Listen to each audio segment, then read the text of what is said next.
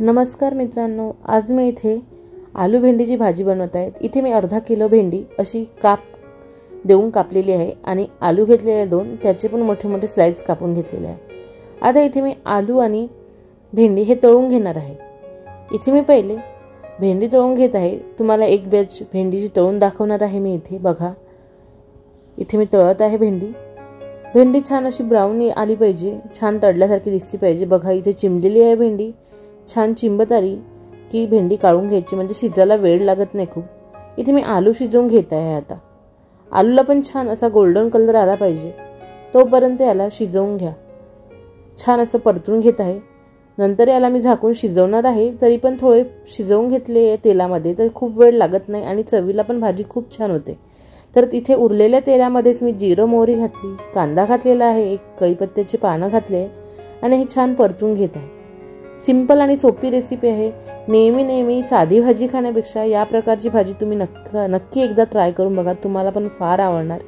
इथे मी 1 चमच पोहे खायच्या चमचनी कस्तुरी मेथी आणि आलं लसूणचा पेस्ट घातलेला आहे, तो पण ठेचून घातलेला आहे, बारीक पेस्ट बनवलेला नाही आहे मी, त्याने छान चव येते। धण्याची पूड घातली आहे, इथे थोडं वाटून घेतलेलं खोबरं, हे तर नेहमी प्रत्येकाच्याच घरी असते, थोडा गरम मसाला आणि टोमॅटो एक। जर तुम्ही खोबरं घालत नसाल तर स्किप करा, पण घातलं तर खूप छान चव येणार भाजीला। इथे मी थोडी कोथिंबीर घातली आहे, हळद, चवीनुसार तिखट आणि मीठ घालत आहे। थोडं तिखट मीठ जास्त प्रमाणातच घालायचं, तर भाजीला छान चव येते।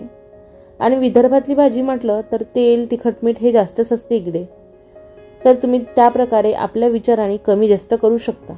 इथे मी सगळं तळून घेतलेलं, इथे मी तळून घेतलेले बटाटे आणि भेंडी घातलेली आहे, याला छान परतून घेत आहे मसाल्यामध्ये।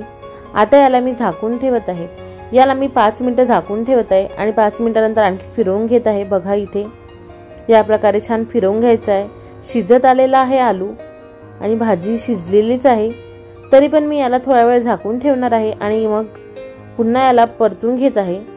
तर याला मी पहिले 5 मिनिटं, आणखी याला मी 2 मिनिटं झाकून ठेवलेलं होतं, कारण तर आलू शिजलेले आहे, फक्त मसाल्याची चव मुरावी म्हणून मी याला झाकून ठेवलं। चवीला मस्त अशी आलू भेंडीची भाजी नक्की ट्राय करून बघा, तुम्हाला पण फार आवडणार। आम्हाला तर सगळ्यांना खूप आवडली आहे, तर आजची रेसिपी नक्की ट्राय करा। Thank you, take care.